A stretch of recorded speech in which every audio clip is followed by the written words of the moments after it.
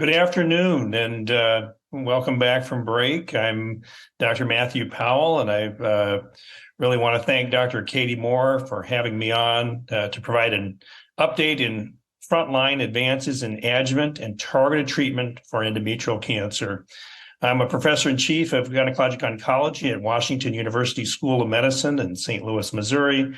I also serve as the chair of the NRG's Uterine Cancer Committee. And so I get to work with Dr. Moore in those capacities. And I really want to thank Great Updates or Debates and Updates for the opportunity to talk today. And it looks like a fantastic session. With that, we'll get started. Here are my disclosures.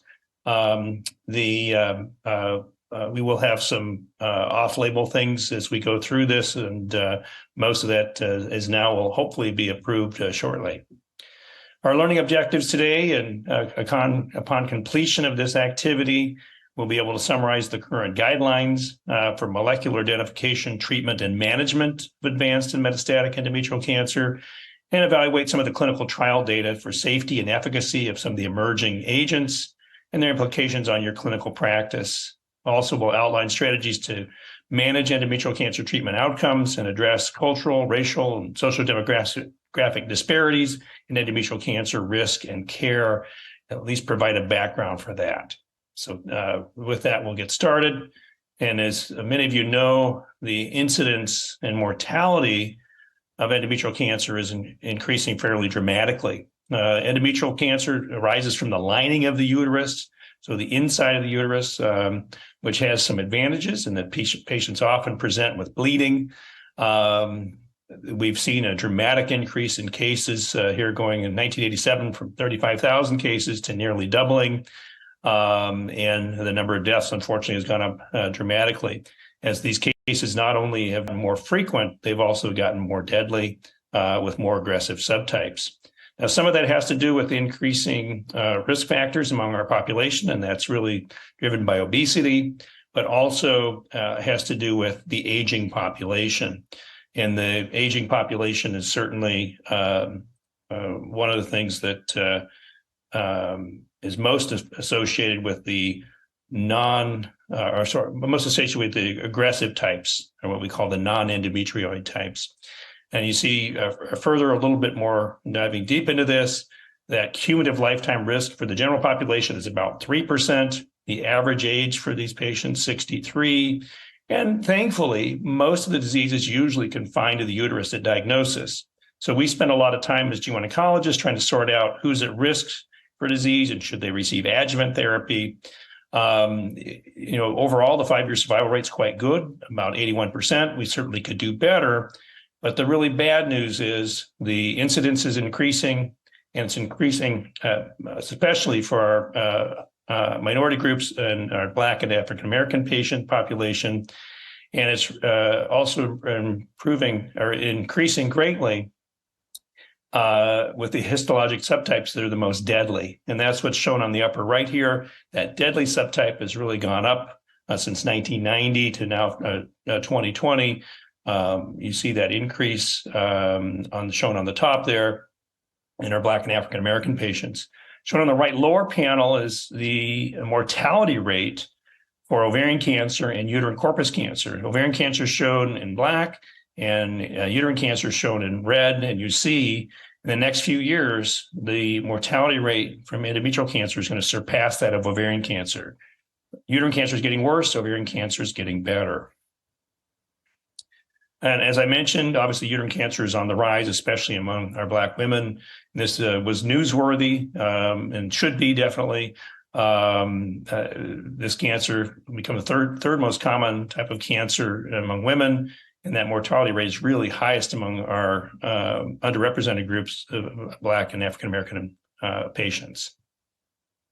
We've learned a lot about endometrial cancer over the last century. It's really been a journey from trying to figure out prognosis to actually developing predictive biomarkers. So predictive meaning how do they respond when we use different therapies? And typically most patients will have a hysterectomy. And in the past, say 60 years ago, almost all patients received radiation. We've really been able to identify who doesn't need radiation. and then trying to identify some of the role of our predictive models, and whether that's lymph nodes. We had 2 randomized trials that showed lymph nodes were of questionable value, and that really drove us looking more into the use of sentinel lymph nodes to try to give us prognostic information without causing too much harm to the patient, and really perhaps helping us drive better predictive markers for therapy. Over the last 20 years, there's been a lot understood about the different types of endometrial cancer, and really the TCGA, we'll be talking about that, has identified really 4 distinct types of endometrial cancer.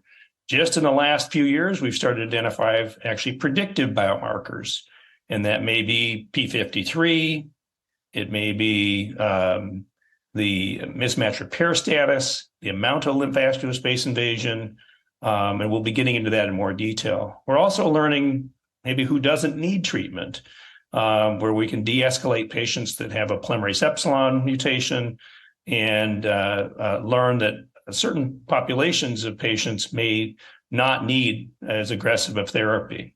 We also know that HER2 is important in endometrial cancer, and there are certain classes of patients that may benefit in addition of trastuzumab. So a lot of changes in endometrial cancer. It's been very exciting to be part of these efforts, and really we're hoping to turn the tide here and actually improve survival rather than having worsening survival. So where we are as far as treating advanced stage and recurrent endometrial cancer, we spent about 2 decades sorting out, well, is radiation versus chemotherapy better? And what about combinations of those? And what is the best cytotoxic chemotherapy? If you look back to GOG 122, and that was presented at ASCO as one of the lead plenary sessions, doesn't happen very often in GYN, but it was presented by Dr. Randall, showing actually chemotherapy was better than whole abdominal and pelvic radiation, comparing that to doxorubicin and cisplatin. And really, if you're going to choose between one or the other, really chemotherapy makes sense to do in that stage 3 and 4 population. Well, what's the best chemotherapy? And that most of these studies are shown here are randomized trials of 1 versus 2 drugs, or 2 versus 2 drugs, or 3 versus 2 drugs. And then really the GOG 209 is our most recent trial. It's a very large study, over 1,300 patients, randomized to carboplatin paclitaxel versus doxorubicin cisplatin paclitaxel. And actually, it was a non-inferiority study, and really the less toxic carboplatin paclitaxel became really the standard cytotoxic therapy that we use for patients with endometrial cancer. And many people were already doing that prior to this, but that gave us the best level of evidence to move forward. When I mentioned the different molecular subgroups of endometrial cancer, and the TCGA really defined 4 distinct groups. Those that had polymerase epsilon mutation, they're our most rare group, shown on the far left. They're also the most mutated cancer. So that polymerase enzyme is not able to adequately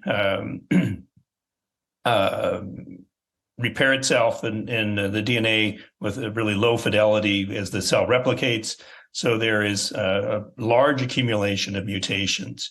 And in fact, the cells probably get so broke that they either interact really well with the immune system, but we rarely see this tumor escape the uterus. Why it's important to identify this entity is these cancers can look really ugly in the uterus, even though these patients do well. And if you look at the survival curve shown in the middle of this graph, those patients almost uniformly do well, and rarely do they even need systemic therapy. Our MSI positive patients are so-called hypermutated population. These are patients that have a defect in mismatch repair proteins. There's 4 main proteins that are involved in that process, but a few other minor that contribute. And interestingly, those patients are the ones that seem to benefit the most from checkpoint inhibition. They represent about 30% of the cases we see of endometrial cancer, and maybe slightly less than that for the patients that ended up needing systemic therapy. Now, our big group of populations, maybe the immunologically less responsive or non-responsive, is our copy number low population, which is also called the not otherwise specified population, and then our copy number high population, which is the P53 mutated or serous-like group. And those are the ones that really are the bad actors, that serous-like group. If you look at, again, down to the survival curve, shown in red is that poor behaving group, the P53 mutated. As we stratify these tumors, we usually look to see, are they poly first, they mismatch repair, and then copy number low and high based on P53. It's important to look at it in that order because if you get a poly mutation, you'll often accumulate other mutations as well. And so that can be misleading. It's really not the P53, say if it has a mutation and there's a poly mutation, that P53 mutation is not a driver mutation. So looking at this in other ways, the top two, there really looks to be good efficacy for immuno-oncology agents, and it's really unclear efficacy in the copy number low and copy number high groups. But again, that represents the majority of the patients we see is that copy number low and copy number high. What about the NCCN? What are they telling us as far as what standard treatments? And again, this has actually changed since we turned in these slides just in the last week. These have been updated to include the options of checkpoint inhibitors, of pembrolizumab and more dostarlimab to be included in this group. So look into your new NCCN guidelines, and we'll be talking about the data that led to those changes here today. So typically there had been no immuno-oncology opportunity in first-line therapy. But again, as I mentioned, that's changed just recently. And for recurrent cases, we also have the ability to use lenvatinib and pembrolizumab with category 1 data, and we'll be going through that today as we compare that to other second-line agents. Pembrolizumab alone has high levels of data for TMB high patients and our mismatch repair patient population after they've been treated with other systemic therapies. As you see, we have a lot of options available for our patients for second line and beyond, but those are typically fairly disappointing responses, and really immuno-oncology and combination therapy has really changed the way we practice for the majority of these patients. We can't forget about hormonal treatment. Obviously, just like estrogen-positive breast cancer, we have a lot of these patients that benefit from the use of progestational therapy, which would be megestrol acetate or tamoxifen alternate regimen, or just the progestational agents alone, and or aromatase inhibitors, tamoxifen, fulvestrant are all options we have. We'll be talking a little bit more about the everolimus letrozole combination, which is kind of the new regimen on the block that has shown some reasonable responses and more durability of the responses than we were typically seeing with single agent therapy. We'll also talk about some of the new therapies in this queue. When to use hormonal therapy is always a bit of a debate because a lot of trials, we haven't done good studies comparing hormonal therapy to cytotoxic chemotherapy head to head. But often these patients with recurrent estrogen positive cancer typically have more smoldering disease. They're not usually in an organ crisis. Often they can recur years later. So I would think about hormonal therapy for a lot of those patients as first line.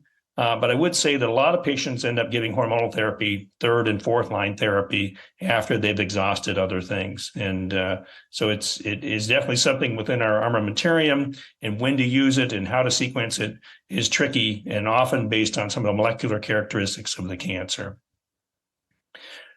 This is just a tabular form looking at how patients do with hormonal treatments and the different hormonal treatments available. And really that kind of quote unquote best in class, I would say, is that alternating tamoxifen with medroxyprogesterone acetate. Again, the idea there is to help keep the receptors up. That showed a response rate of 33%, but really a fairly disappointing progression-free survival and overall survival. So not these really long durations of response that we have. It's not all grade. Unfortunately, for a lot of our studies historically, we didn't have hormonal receptors, ER and PR, coupled with responses. That just wasn't done at those times to collect tumor. And so we can't completely say that ER and PR are needed, but I think that's what most of us use to help triage to who to use hormonal therapy in. Whether that's a 1% cutoff or 10% cutoff is always a subject for debate and really subject for further study. looking at that everolimus-letrozole combination, and again, this was published by Dr. Brian Slomovitz back in 2015, really showing the best results in patients who were chemo naive. So this combination has become listed within the NCCN guidelines, as I showed, and had a quite reasonable response rate of around 30+%, and did seem to work in both endometrioid and serous populations. As you see, there was a minor portion of this group that did have a serous cancer. Certainly, they did not. It was the endometrioid population that did best, and a little hint towards some of the mutational analysis, but no definitive as far as a signature that would predict response at this time. The paleo study is a combination, just like in breast cancer, of an aromatase inhibitor with a CD4/6 inhibitor, palbociclib. This study enrolled patients with multiple prior lines of therapy. You see here, most patients had one or two greater lines. 86% of the patient population had prior therapies. This randomized phase 2 trial did show improvement with the addition of the CD4/6 inhibitor, with a improvement in the disease control rate from 37% to 63%, and you show that difference in progression-free survival from 3 to 8 months. And really remember, back on that hormonal table, 3 months was fairly common for a lot of those patients, and this was statistically significant. We still don't have this available within our guidelines, but we're hoping as further studies develop and mature, this will be an option for our patients. The abemaciclib also, we have studies ongoing with this, making this an appropriate and an important pathway for us to continue to study. And this is just looking at this in a little more detail. This had not just grade 1 and 2 patients enrolled, but 10 grade 3 and undifferentiated patient populations. And you see the number of patients achieving partial response, as shown on the waterfall plot here, was reasonable even in this small study. Just again, showing that progression-free survival and overall survival curves, as shown here. P53 seemed to be one of the factors that really determine who's going to respond to hormonal treatment. If the P53 mutations were present, those patients really seem to derive the least benefit from the hormonal approach. And this has been shown in this study and others. So how do we improve? Well, we have a lot of different targets that have been developed within endometrial cancer: anti-angiogenic agents, EGFR, mTOR, as we just mentioned with everolimus, immunotherapy, DNA repair, and then antibody-drug conjugates and combinations. We can't cover all those today, but we really want to focus on immunotherapy. But before I get to that, we'll talk about the data behind antivascular therapy. This was 86P was our randomized phase 2 trial, looking at the addition of bevacizumab to that standard cytotoxic backbone of paclitaxel carboplatin versus adding in temsirolimus, the mTOR inhibitor, versus replacing paclitaxel with ixabepilone. This trial showed, again, it was randomized phase 2, so ended up being compared to historic control arm. You really see that carboplatin, paclitaxel, bevacizumab arm really doing the best. That has a ratio of 0.71. Looking further into the study, there's been quite a bit done with the translational science, and really looks to be that P53 may be a predictive biomarker for the addition of bevacizumab, as shown there on the right lower panel. The addition of bevacizumab improved the survival for these patients, both progressions-free and trend in overall survival. So really compelling reason to think about the addition of bevacizumab for our patients with P53 mutation. How do we improve in other ways? We'll be talking more here about the addition of trastuzumab. Many of you have seen this study by Amanda Nickel-Thader that was a randomized phase 2 trial that showed improvement in progression-free survival with the addition of trastuzumab to carboplatin paclitaxel. But really, at this point, moving beyond that, and now the novel HER2-based directed therapies, there's a lot of interest in the ADCs in this population. This is breast cancer data, and this has been translated into uterine carcinosarcomas, which are some of our most aggressive tumors that do have a high level of HER2 positivity. But even in the HER2 low population, you see responses on this waterfall plot with an impressive number of impressive response rate in the HER2 high population of 54%, but even 70% in that 10 patients with HER2 low. So there's a lot of enthusiasm for further development of ADCs in these HER2 positive endometrial cancers. We do have an ongoing trial looking at pertuzumab with trastuzumab in that population as well. So we've learned a lot about these 4 different subgroups. We know that POLE group probably doesn't need therapy. That P53 group, how do we do better? I mentioned potentially the addition of bevacizumab, but what about PARP therapy? We know some of these patients will have homologous recombination-like defects. We're looking into that further. We have trials ongoing in that area. And then the mismatch repair patients really didn't seem to benefit much from chemotherapy on FORTEC-3, and we really have moved towards IO therapy or combination chemotherapy and IO in that population. And for our not otherwise specified group or NSMP group, still maybe a role for hormonal therapy in that group. The single agent IO therapies, we've moved to focusing on immunotherapy.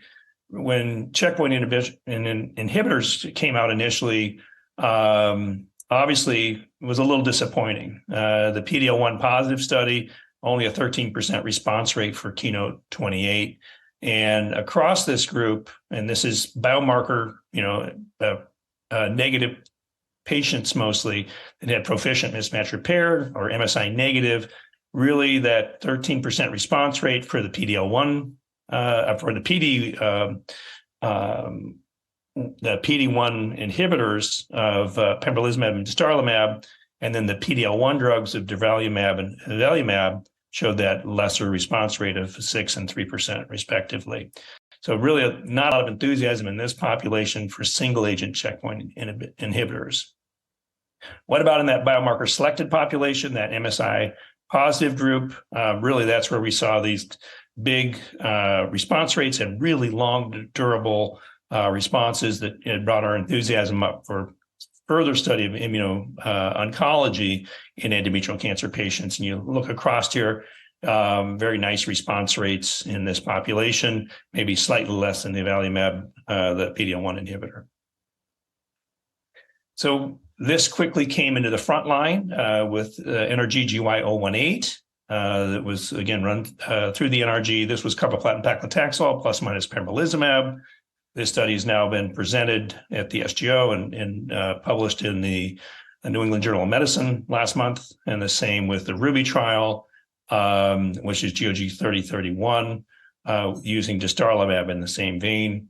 There's other studies developing the DOE trial that also is looking at the addition of durvalumab with or without olaparib for this similar population. We haven't seen these results yet, but excited to look to see how PARP inhibitors fit.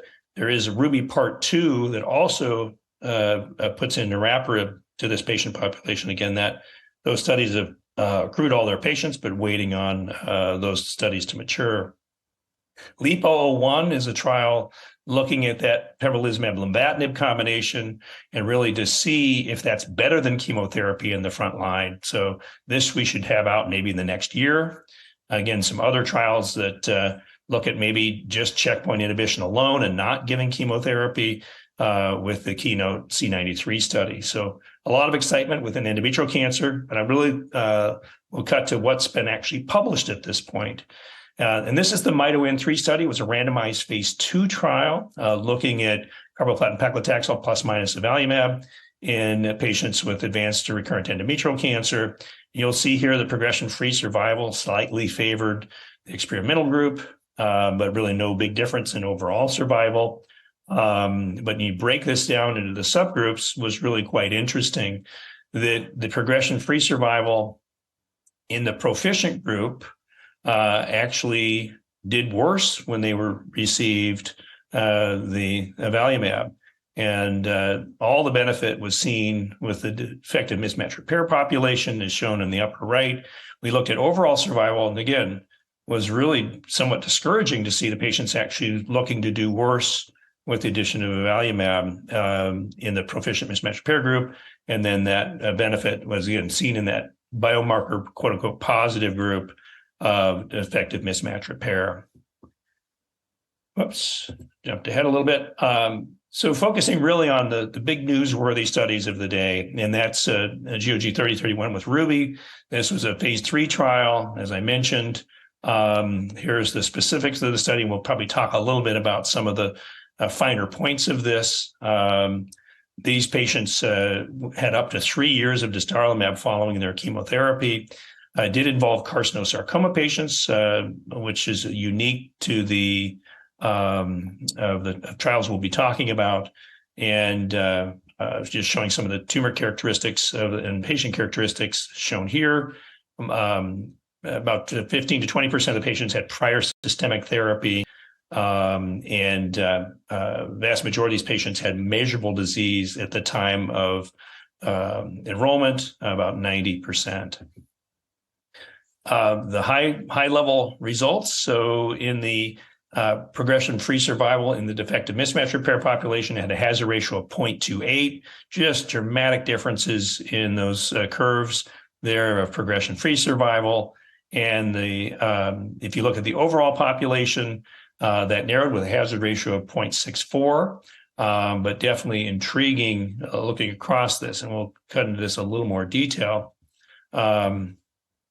If you look at the overall survival, which is not yet mature, but really separating nicely, hazard ratio of 0.64 with a p-value of 0.0021, not statistically significant yet, just given the alpha that was allotted to this, but certainly if that trend keeps up, should definitely show that overall survival benefit. If you look specifically at the overall survival in the defective mismatch repair population, has a hazard ratio of 0.3. So really we've never seen anything like this in endometrial cancer when we can see that 70% benefit as shown there. And so really quite exciting. And looking further at the proficient population, again, that hazard ratio was 0.76, but I think we all would have been happy with, but when you compare it to how well patients did in the defective mismatch repair population, it seems less enthusiastic support, but still quite phenomenal to see improvements in both the progression-free and overall survival. As shown here, again, not mature, and just that trend of overall survival in the proficient population with that hazard ratio of 0.73. Looking a little bit further into response rate, you see that about an 8% absolute increase in response rate in the defective mismatch repair population and 5 or 6% in the proficient population. Again, with good durability of response in those patients that respond, so long durations of response. Side effect profile, again, pretty much what most of us would think. Peripheral neuropathy can be an issue with these patients getting carboplatin and paclitaxel, and fairly standard side effects. Really no new safety signals were identified.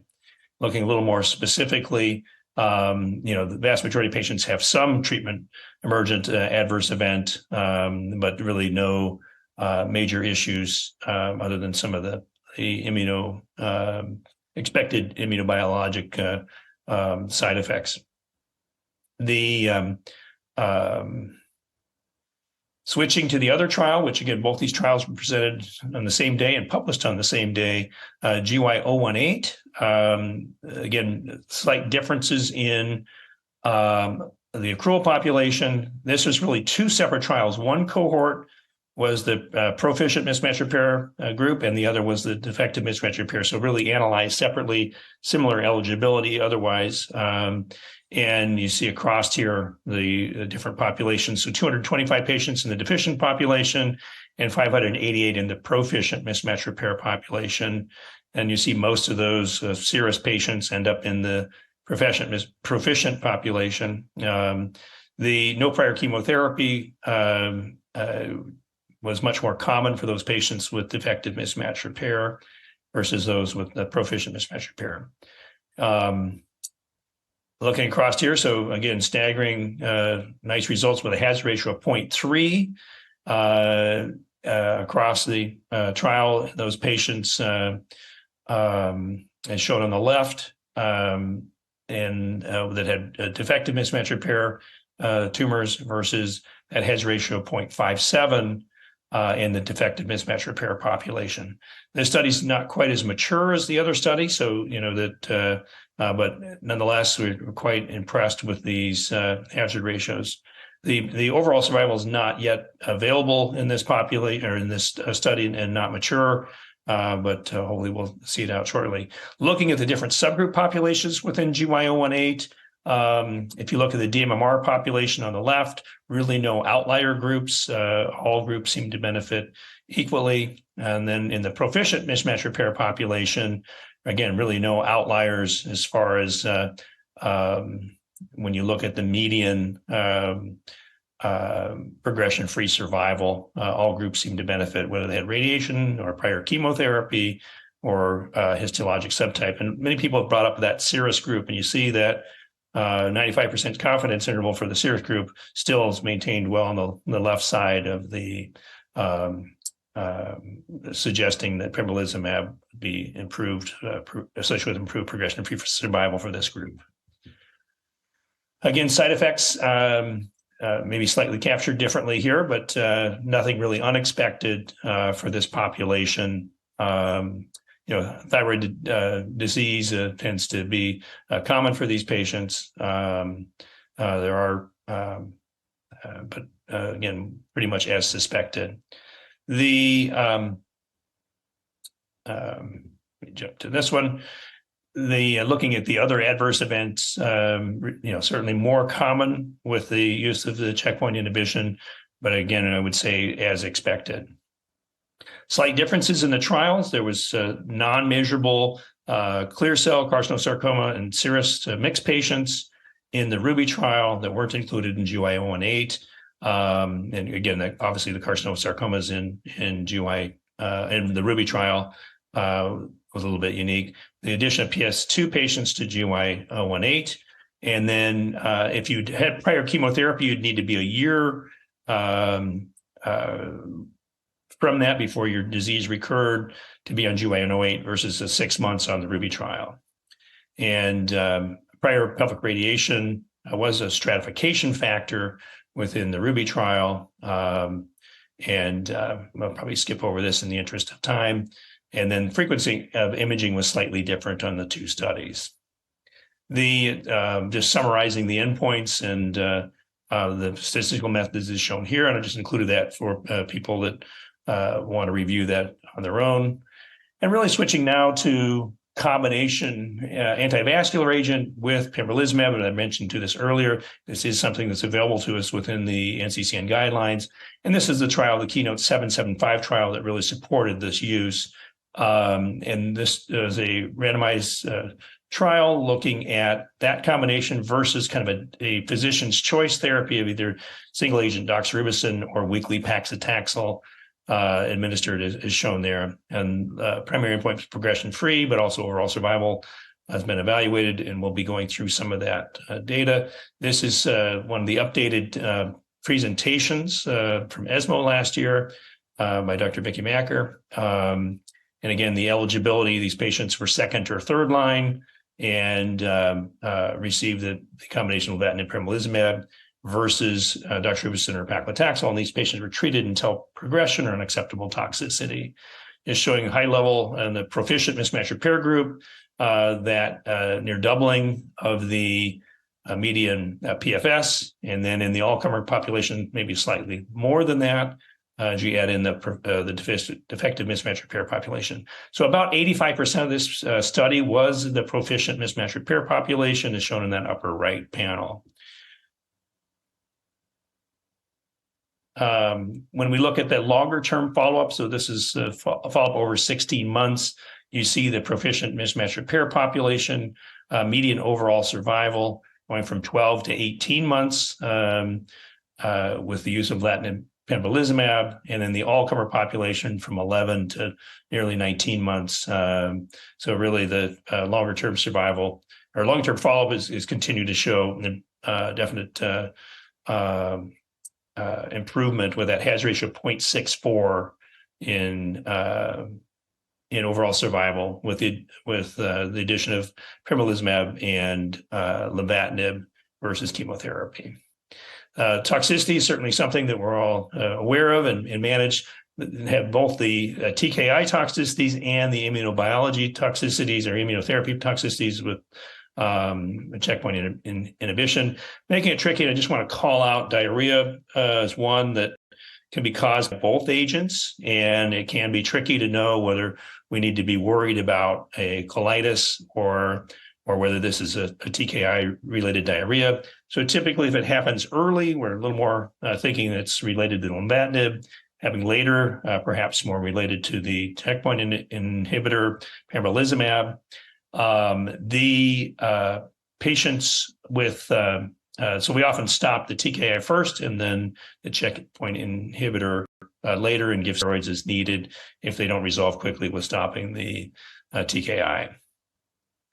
Well, I know that was a whirlwind. Very excited to go over these data with you and really talking about the importance of molecular subtypes in endometrial cancer. I think you could see where these 4 different subgroups really do seem to respond differently, and how best to treat these patients is really a subject of even further debate.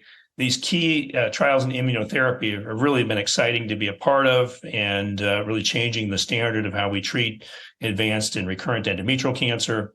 For our defective mismatch repair or MSI high positive tumors, they do have a robust response to single agent checkpoint inhibition. And whether that's all they need, we don't know yet. That's really the subject for our future trials, whether they even need the carboplatin paclitaxel. Right now, I think the combination as shown in GY018 and the Ruby study really looks promising, but we will see about how we could de-escalate that in the future. Our proficient mismatch repair population, that dual therapy seems to be important, and whether that's chemotherapy with checkpoint inhibition or a TKI with checkpoint inhibition is yet to be seen, but both of these are showing promise in that combination. We also learned that maybe not all checkpoint inhibitors are the same. The anti-PD-1 may be a little better than the PD-L1s in endometrial cancer. So with that, I'm going to wrap up and take some time for questions and welcome back Dr. Moore.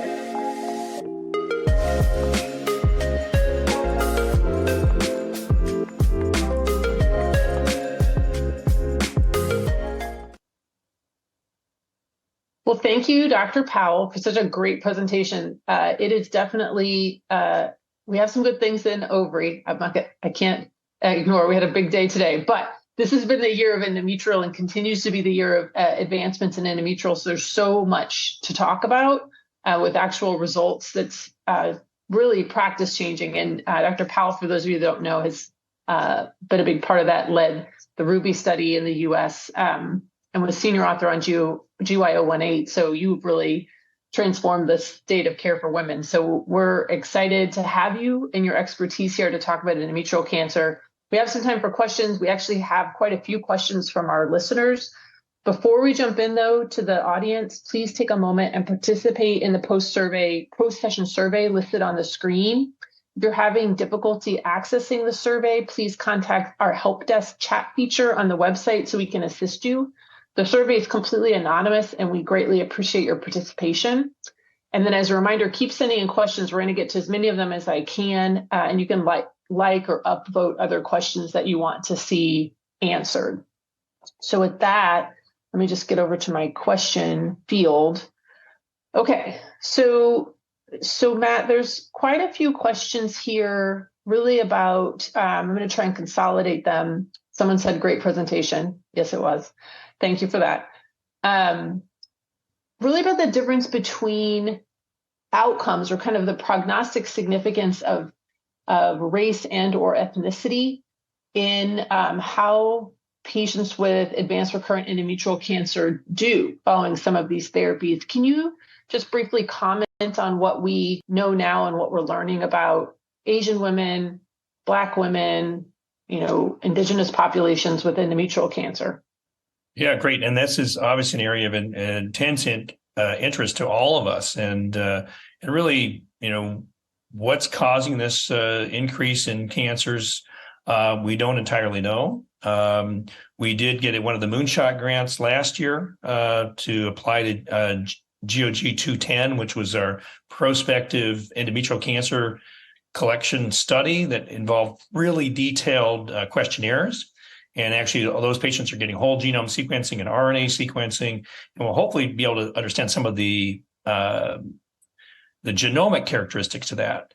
We don't completely know if we're going to be capturing things like hair straightening exposure, to chemicals and those kind of things. But there's a lot out there that's really, making us scratch our head.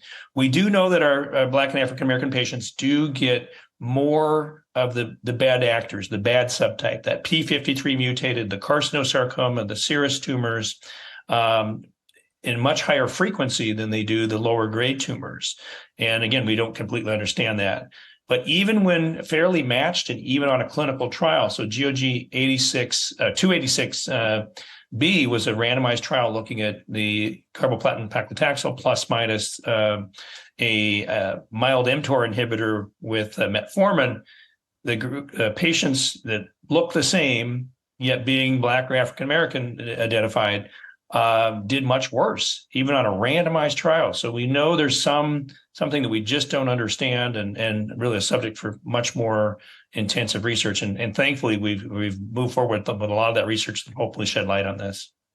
Yeah, I think it's just so critically important. And as you and I well know, and hopefully the audience knows, the FDA is actually now appropriately requiring us, as we come forward with new studies, to have diversity plans in place. And that's still under development. It's not perfect yet, so that we actually do overcome barriers that exist unconsciously sometimes in terms of clinical trial accessibility to various populations. So we don't end up with a study of all white people, which is pretty common. And this disease is not entirely represented by white people. So I think that we're going to actually see some better kind of trial demographics in your study, and 018 did far better, just to give a shout out, than the pack. We're on our way to some more clinical trial equity. Few people asked you, though, there's a couple questions I'm going to combine. So you have two studies, they're different, and you outlined the differences, but they're similar. One with dostarlimab, one with pembrolizumab. People want to know how they choose. What do they try to fight for right now with their approvals, dostarlimab or pembro? Great. And, the trials are slightly different based on the patients accrued, how we did the statistics, the maturity of the trials. Obviously, the pembrolizumab trial was a much larger trial. More patients were involved, so maybe a little more precision around some of these, progression-free events. So we have overall survival within Ruby, and we have maybe a little stronger PFS within pembrolizumab. I think they're fairly darn similar. I mean, I can't tell you that there's big differences as far as the side effect profile. We know the way we capture side effects within the NRG may be slightly different than done on a partners type trial where there's more monitoring, et cetera. So I can't even point to side effect profile being a big difference. The drugs initially were dosed differently. The pembrolizumab was all Q3 week. That changed shortly into the trial. to having that Q6-week dosing of pembrolizumab. So it ends up being awful darn similar, and really choosing maybe come down to payer-related issues. What's more favorable for the health system, and being cost conscious may be part of that. Right now, I don't know the answer as far as obviously patients with carcinosarcoma. The NCCN guideline calls that out separately, so those patients would consider the dostarlimab trial. But it's a great question. We don't have all the answers yet. I do think there will be a lot more presentations coming up looking at the molecular subtypes in more detail, and that may help provide some evidence whether there may be one PD-1 inhibitor that's better than the other.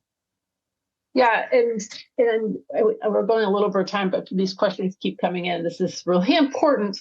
Any difference between the two studies in discontinuation of treatment related to the study toxicities because of the study drug? It's a great question. I don't know if I have that answer off the top of my head, so I'd have to research that a little bit more to see how many came off due to toxicity in the two different studies.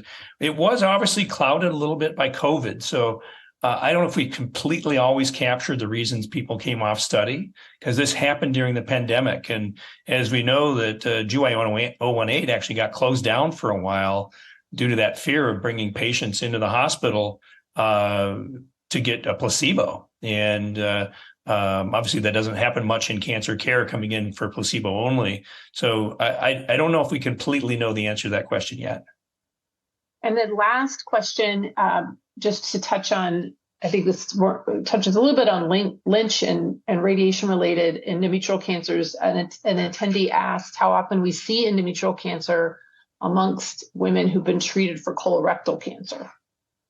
Yeah, so it certainly is a risk factor to some level, and I think if you do identify a Lynch syndrome patient, obviously they actually are more likely to get endometrial cancer than colon cancer. So we routinely now do search for Lynch in all of our endometrial cancer patients with mismatch repair testing, and I know that's getting to be the recommendation within colorectal cancer as well. If they aren't Lynch, how much is that increased risk? And it's probably fairly modest in the non-Lynch population, but we still nonetheless look for mismatch repair testing or MSI testing to help us determine response to therapy with checkpoint inhibitors. And we actually were gifted 3 more minutes because there's so many questions. Yeah. So there's a couple questions on lenvatinib pembrolizumab and the current approval, kind of what biomarker group does that apply to? And then kind of what your thoughts are on the LEAP-01 study, where would that fit? Right. So the current approval is in that proficient mismatch repair population. For those who've looked at the study carefully, that 85% of the patients enrolled in that trial, in the lenvatinib pembrolizumab trial, were proficient mismatch repair. That's the group that seemed to have the most benefit from that. It's not that the mismatch repair deficient patients didn't have benefit. It wasn't sure probably that the addition of lenvatinib is needed because those patients do so well with single agent therapy. So that really probably both benefit from the lenvatinib pembrolizumab. It's just that biggest benefit is really in the proficient population. And that's what the FDA approved. I think as it maybe gets more information, we learn a little bit more about our biomarkers, the type of mismatch repair deficiency may become important. And so stay tuned to that answer. And then your second part of the question, Dr. Moore, remind me, was... So that approval's, of course, in the second line metastatic setting. What's it going to take to move that, to leap up? Leap up. So LEAP-01, as I mentioned, was lenvatinib pembrolizumab versus chemotherapy with carboplatin paclitaxel. We should have those results, I think, in the next year. That will be very interesting if lenvatinib pembrolizumab is better than carboplatin paclitaxel. It'll probably really depend on what population, what's the molecular subtype. Because of that moving target of now we have carboplatin paclitaxel checkpoint, will there need to be another study done? And it's possible. I think lenvatinib pembrolizumab is nice because we don't get the neuropathy that we see with carboplatin paclitaxel, but it is not without side effects. So quality of life will be very important as we help determine the future here for these patients. And really, it's all going to be down to molecular subtypes, I would be guessing. Yeah, I completely agree. I think finally, we're getting somewhere in endometrial cancer, and it's going to even be more niche, I think. Right now, it's a mismatch repair world, or MSI high or MSS. We're entering a HER2. I'm going to talk about that in the next talk a little bit. But even what you said, the type of mismatch repair loss may be important. And that data has been retrospective largely, or surrogate markers, and inconsistent. But it's almost like the PARP story. PARP works really well, except it doesn't in some BRCA. And why? And how do you rescue those people? I think we're going to ask the same questions from these studies. It worked great for a mismatch repair deficient, except in this group where it didn't work. And why? And do they need LenPem or something? So I think we're just entering, like, this is sort of the new ground floor for what we're going to do. It's exciting, though, to have made so much progress. And again, you're a big part of that. So I appreciate you being here and sharing your wisdom with this group live. And thank you for giving your talk. And I hope you have a great rest of your day. But we have to move on. Thank you so much for having me. Yep. Thanks so much. So thank you for everyone for participating in the Q&A. We knew this was going to be one of our kind of biggest, most interesting topics, because so much has happened in a very short period of time. I'm looking forward to continuing or building on. I won't be able to top Dr. Powell's talk, of course, but I'm going to touch on sort of what's next for second line, third line. We finally can talk about third line recurrent endometrial cancer. So I'm going to talk about that at 3:45 p.m. Eastern time. So I will see you all soon for that.